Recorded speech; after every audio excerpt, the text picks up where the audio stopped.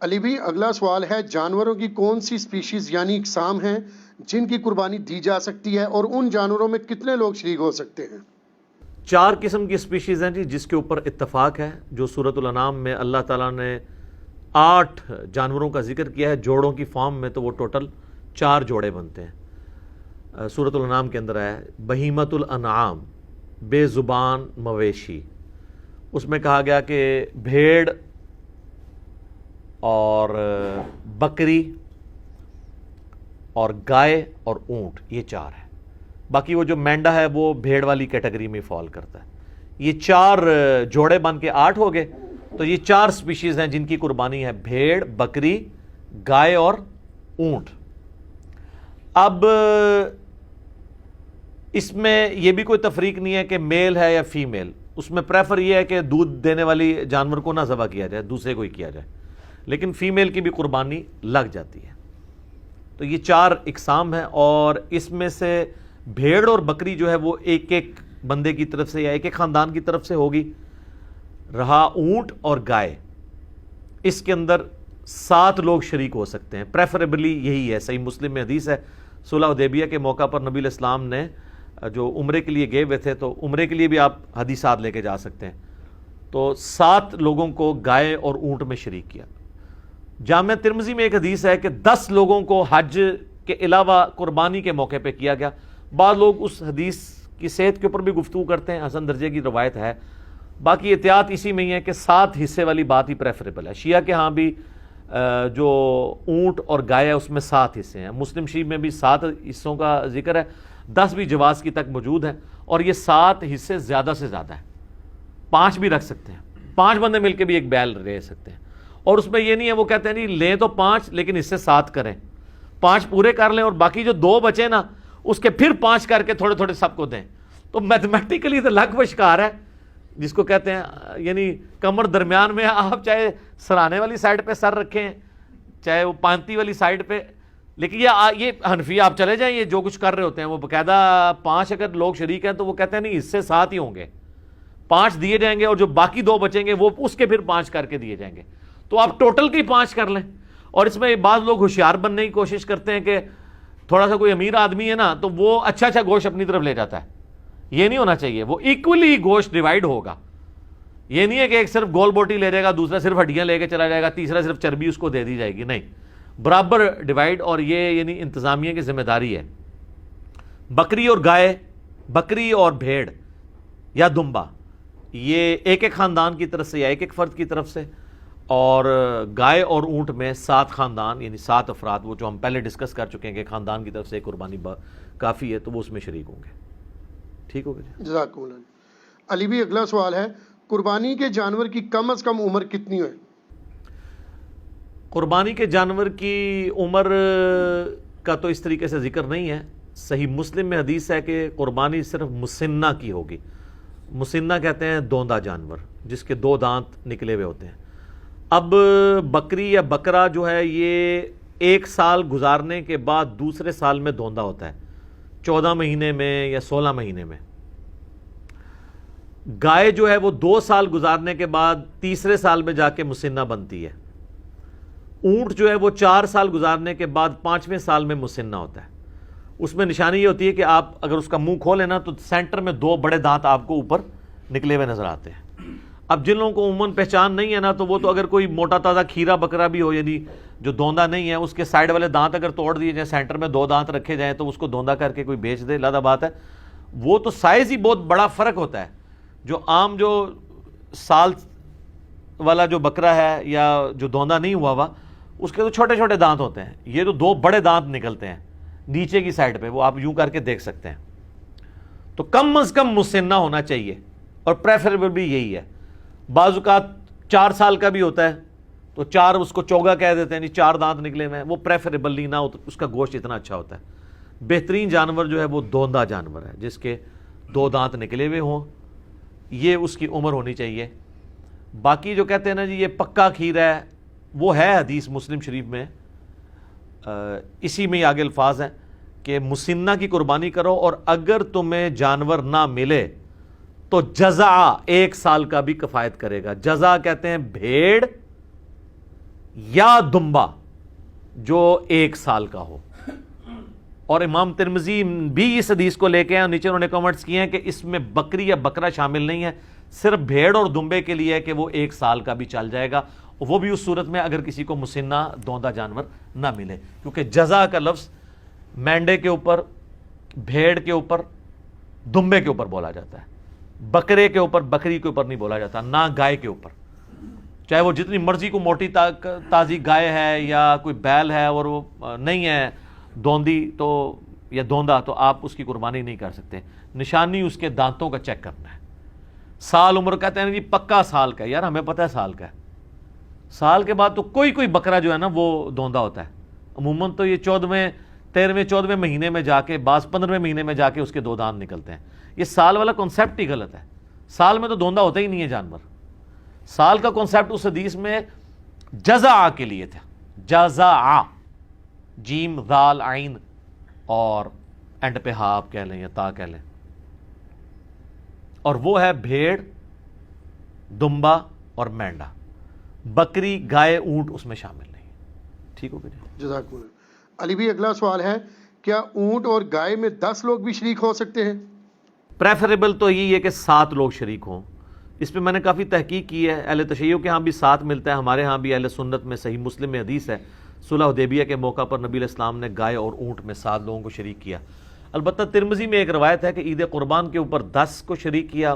بعض محدثین کہتے ہیں کہ عید قربان پہ 10 شریک ہو سکتے ہیں, لیکن حج کی قربانی میں 7 سے زیادہ لوگ شریک نہ ہوں. تو بہتر یہ ہے کہ اس کو 7 تک ہی رکھیں. 7 والا قول ہی زیادہ مضبوط ہے. 10 بھی کو کر لیتا ہے اس کے اوپر فتویٰ نہیں لگاتے, اور یہ زیادہ سے زیادہ ہے 7 حصے. 5 بھی ہو سکتے ہیں, 3 بھی ہو سکتا ہے, ایک بندہ بھی ایک گائے دے سکتا ہے. زیادہ سے زیادہ 7 ہے. ٹھیک ہو گیا, صحیح. علی بھی اگلا سوال ہے, کیا 2 بھائی مل کر ایک بکرا قربان کر سکتے ہیں؟ 2 بھائی مل کے ایک بکرا نہیں قربان کر سکتے, کیونکہ 2 خاندان الگ ہے نا. 2 بھائی مل کے ایک بیل تو دے سکتے ہیں کہ اس میں 2 حصے رکھ لیں. 7 تو زیادہ سے زیادہ ہے نا, 2 بھی رکھ سکتے ہیں, آدھا اس کا آدھا میرا. لیکن بکری میں 2 نہیں نہ شریک ہو سکتے, کیونکہ ایک پوری جان آپ نے ایک خاندان کی طرف سے دینی ہے بکرے کی کیس میں, کیونکہ اس میں تو حصہ ہی ایک ہوتا ہے. تو 2 بھائی مل کے ایک بکرا نہ دیں, بلکہ وہ بکرا خریدنے کی بجائے وہ بکرے کے رقم آدھی کر لیں, تو 2 بھائی جو ہے وہ کسی تیسرے بندے کے بیل میں 2 حصے ڈال سکتے ہیں, اپنا اپنا حصہ ڈال دیں. تو اس طرح کر لیں. بکرے میں 2 بھائی شریک نہیں ہو سکتے. ٹھیک ہو گیا, جزاک اللہ. علی بھائی اگلا سوال ہے, کیا بھینس یا بھینسے کی قربانی دینا بھی جائز ہے؟ اچھا, بھینس کے بارے میں اکثر پوچھ رہے ہوتے ہیں نا, وہ لوگ پوچھ رہے ہیں کہ انہوں نے خود بھی کبھی بھینس کی قربانی نہیں دی ہوتی. قربانی تو ہمیشہ بھینسے کی ہو رہی ہوتی ہے, کٹے دی تو کہتے ہیں جی پوچھیں جی بھینس کی قربانی ہو جاتی ہے. بھینس کی کون قربانی کرتا ہے؟ بھینس تو دودھ دے رہی ہوتی ہے. یہ جو پوچھ بھی رہے ہوتے ہیں ان کو کہ ذرا منڈی میں بھینسیں آئی ہوتی ہیں بکنے کے لیے یا بھینسیں آئے ہوتے ہیں؟ پہلی تو یہ پھکی ہے, جو پوچھے نا بھینس کی قربانی ہوتی ہے ان کو جی بھینس دی تو تسی بھی نہیں دیں دے. یہ حنفی پوچھ رہے ہوتے ہیں نا بھینس حلال ہے یا حرام ہے. تو میں نے بہت پہلے ایک ویڈیو ریکارڈ کروا دی ہے, گھوڑا, بھینس, کینگرو, مرغی, انڈا, اس کے اوپر ایک ایک چیز میں نے کلیئر کی ہے. اور میں نے اس میں بتایا کہ آپ مجھے پہلے فقہ حنفی میں بتایا نا کینگرو حلال ہے یا حرام ہے. تو امام حنیفہ نے تو کینگرو دیکھا ہی نہیں, ان کو تو پتہ ہی نہیں تھا.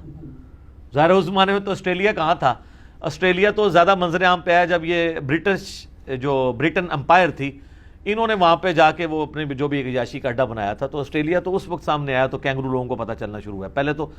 پہلے لوگوں کو تو کینگرو کا پتہ ہی نہیں تھا. تو وہ آج کے دور کا مسئلہ ہے. تو بھینس کے بارے میں آپ کتاب الاجماع جو ہے آپ اٹھائیں, پہلے 300 سال میں کتاب لکھی گئی ہے, اس کا اردو میں ترجمہ بھی ہو چکا ہوا ہے. اس میں باقاعدہ لکھا ہے کہ اس بات پہ اجماع ہے کہ بھینس جو ہے وہ گائے کے حکم میں داخل ہے اور یہ بہیمت الانام میں آتی ہے. تو ہمیں جو لغت کے لوگ ہیں یہ بتاتے ہیں کہ گائے اور بھینس ایک کیٹیگری میں فال کرتے ہیں. اگرچہ یہ اسپیشیز ڈیفرنٹ ہیں, لیکن اگر آپ اسے دقت نظر سے دیکھیں تو یہ ایک ہی جانور کی 2 اسپیشیز ہیں. عرب کے اندر گائے پائی جاتی ہے, ہمارے یہاں پہ بھینس پائی جاتی ہے. اچھا, بھینسیں صرف ہمارے علاقے, آپ مصر میں چلے جائیں وہاں پہ بھی بھینسیں بہت ہیں. تو بھینس جو ہے وہ گائے کے حکم میں داخل ہے, اور بھینس کی قربانی کا مسئلہ تو پھر حل ہو گیا. ویسے تو اس میں حنفی تو قائل ہیں بھینسے کی قربانی کے. اہل حدیث میں 2 گروہ ہیں, کچھ کہتے ہیں کر لیں، کچھ کہتے ہیں نہ کریں، اس لیے کہ یہ ان 4 بہیمت الانام میں نہیں آتے جس کا ذکر سورۃ الانعام میں آیا ہے، بکری، بھیڑ اور گائے اور اونٹ۔ چونکہ گائے کا ذکر آیا تو گائے کی سپیشیز میں یہ چیز داخل ہے، بھینس، جاموس اسے کہا جاتا ہے عربی میں، البقرہ اس کے لیے یہ جاموس ہے، تو جاموس اسی کیٹیگری میں فال کرتی ہے۔ لہذا میرا بھی یہی خیال ہے کہ بھینس کی قربانی بغیر کسی کراہت کے، یا بھینسے کی قربانی کہنا چاہیے، وہ گائے اور بیل کی قربانی کی کیٹیگری میں فال کرے گی، اور اس میں کوئی حرج نہیں ہے۔ باقی جس کو کوئی زیادہ تقوی کا حیض ہے وہ بچنا چاہتا ہے ضرور بچے، کسی اور کے اوپر فتویٰ نہ لگائے۔ میں جن دنوں میں یہ کہتا بھی تھا کہ بہتر ہے کہ اس کی نہ دیں، میں اس وقت بھی یہی کہتا تھا۔ 2012 میں میری ایک ویڈیو ریکارڈ ہوئی تھی قربانی کے اوپر، مسئلہ 52، اس میں نے کہا تھا کہ ہم فتویٰ کسی پہ نہیں لگاتے، اگر کوئی دینا چاہتا ہے بھینس کی قربانی ضرور کرے۔ باقی پریفریبل ہے، بعض لوگ اس میں آرگومنٹ کرتے ہیں، میں نے بھی کیا تھا کہ ہرن کو ہم بکری کی کیٹیگری میں لا کے، پھر ہرن بھی بہیمت الانعام میں آتا ہے، کیونکہ اس کے بھی وہ پتہ نہ پاؤں کے کھر کٹے ہوئے ہوتے ہیں۔ یہ بہیمت الانعام کی نشانی ہے کہ وہ 2 کھر یوں کٹا ہوا ہوتا ہے، کٹ والا پاؤں ہوتا ہے ان کے۔ تو بعض گھوڑے کا پوچھ رہے ہوتے ہیں، گھوڑا اس میں نہیں آتا کیونکہ اس کے پاؤں کٹا ہوا نہیں، ویسے گھوڑا حلال ہے، اس پہ علیحدہ سے حدیثیں موجود ہیں۔ تو کہتے ہیں پھر کل کو ہرن کی بھی وہ قربانی کرے گا۔ بھئی ہرن بہیمت الانعام میں آتا ضرور ہے، لیکن اس کیٹیگری میں جو قرآن میں 4 آئے ہیں اس میں نہیں آتا۔ قرآن کی کیٹیگری میں، گائے کی کیٹیگری میں بھینس خود بخود فال کرتی ہے، لہذا بھینس یا بھینسے کی قربانی گویا گائے کی قربانی میں شامل ہے۔ اور یہ ہر علاقے کی اپنی غذا ہے۔ ہم لوگ تو یہ سرخ گوشت سے ڈرتے ہیں نا تھوڑا سا کھاتے ہوئے، بھینس کے گوشت کو، لیکن آپ اگر کے پی میں چلے جائیں نا تو ہمارے جو پٹھان بھائی ہیں نا، وہ بھینس کا گوشت جو ہے زیادہ شوق سے کھاتے ہیں ایز کمپیئر ٹو گائے کے گوشت کے۔ تو لہٰذا بھینس کی یا بھینس کی قربانی آپ کو پوچھے، اس کو کہنا بھینس چھوڑو، بھینسا کہا کرو، کیونکہ بھینس تو دودھ دیتی ہے، وہ کس نے قربان کرنی ہے؟ کوئی بیمار ہو جائے، کوئی بالکل لاغر ہو جائے، اس طرح کی بھینس اگر قربانی کے لیے آتی ہے تو اس کی قربانی بھی نہیں لگے گی، یہ ذہن میں رکھیے گا۔ ہاں، تو بھینسے کی قربانی لگنی چاہیے جو صحیح تازہ ہو، بہترین قسم کا، تو وہ اس کا گوشت بھی اچھا ہے۔ اور ٹھیک ہے، سنت ابراہیمی میں آئے گا، بنا ہوا بچڑا جو ہے وہ حضرت ابراہیم علیہ السلام بھی لے آئے تھے، قرآن میں آتا ہے۔ ان کو بعد میں پتہ چلا کہ یہ تو فرشتے ہیں، کھاتے نہیں ہیں، پہلے تو ان کو پتہ ہی نہیں چلا۔ اس سے عقیدہ علم غیب بھی کلیئر ہوتا ہے، ٹھیک ہے۔ تو وہ ڈر گئے اپنے دل میں کہ یہ کیوں نہیں کھا رہے میرا نمک، کہیں مجھے نقصان پہنچانے تو نہیں آئے۔ تو پھر فرشتوں نے کہا نہیں، ہم انسانی شکل میں آئے، ہم ہے فرشتے ہیں، قوم لوط پہ عذاب لے کے آئے۔ تو بھینس بالکل حلال ہے جی، اور حلال بھی ہے، اس کی قربانی بھی گائے کی کیٹیگری میں فال کرتی ہے، تو بے فکر ہو کے کریں، کوئی مسئلہ نہیں ہے۔ جزاک اللہ۔ علی بھی اگلا سوال ہے، قربانی کے جانور میں کون کون سے ایسے عیوب ہیں جن کی بنا پر قربانی کرنا جائز نہیں ہوگی؟ دیکھیں، سب سے بڑا عیب تو یہ ہے کہ وہ دوندا نہیں ہے، تو وہ قربانی نہیں ہوگی۔ جو مسلم شریف میں حدیث ہے کہ صرف مسنہ کی قربانی ہوگی، دوندے کی، اور اگر تم دوندا نہ پاؤ تو جزع 1 سال کا کفایت کرے گا۔ اور جزع کے بارے میں امام ترمذی نے ساتھ لکھ دیا اس حدیث کے کانٹیکسٹ میں، کیونکہ ترمذی میں بھی حدیث ہے، مسلم میں بھی موجود ہے، ترمذی میں بھی، کہ جزع سے مراد بھیڑ اور دمبا یا مینڈا آتا ہے، بکری اس میں فال نہیں کرتی، نہ گائے اور اونٹ۔ تو دوندے کی قربانی ہوگی، یہ تو ہوگی ایک بیسک شرط۔ باقی جامع ترمذی، ابو داؤد، نسائی، ابن ماجہ میں کئی ایک احادیث ہیں جن میں نبی علیہ السلام نے فرمایا کہ کسی ایسے جانور کی قربانی نہ کرو جس کے کان کٹے ہوئے ہوں، سینگ ٹوٹا ہوا ہو، اس کے جسم پہ گوشت کم ہو، وہ لاغر ہو، وہ بیمار ہو، کوئی بھی اس کے اندر زہری عیب ہو، لنگڑا ہو۔ یہ سارے الفاظ ابو داؤد، ترمذی، ابن ماجہ، نسائی میں موجود ہیں۔